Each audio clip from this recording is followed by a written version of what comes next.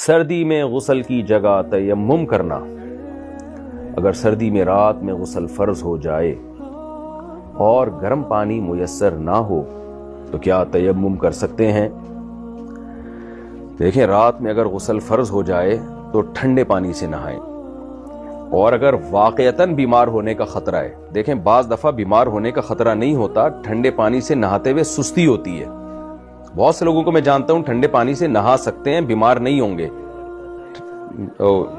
لیکن وہ سستی، کیونکہ ٹھنڈے پانی سے نہاتے ہوئے آدمی کو تکلیف بہت ہوتی ہے سردیوں میں۔ تو ایسے موقع پہ جب آپ کو بیمار ہونے کا خطرہ نہ ہو تو سستی کی وجہ سے غسل چھوڑ دینا کبیرہ گناہ ہے، نماز قضا کرنے کا بہت سخت گناہ ہوگا۔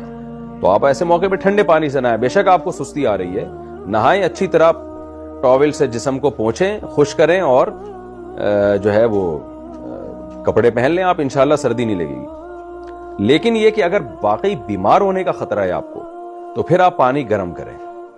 شہر میں، گاؤں میں، میرا خیال ہے آج کوئی جگہ بھی ایسی نہیں ہے جہاں پانی گرم کرنے کا انتظام نہ ہو، تو بھی آپ کے لیے غسل چھوڑنا جائز نہیں ہے، نہ نماز قضا کرنا جائز ہے۔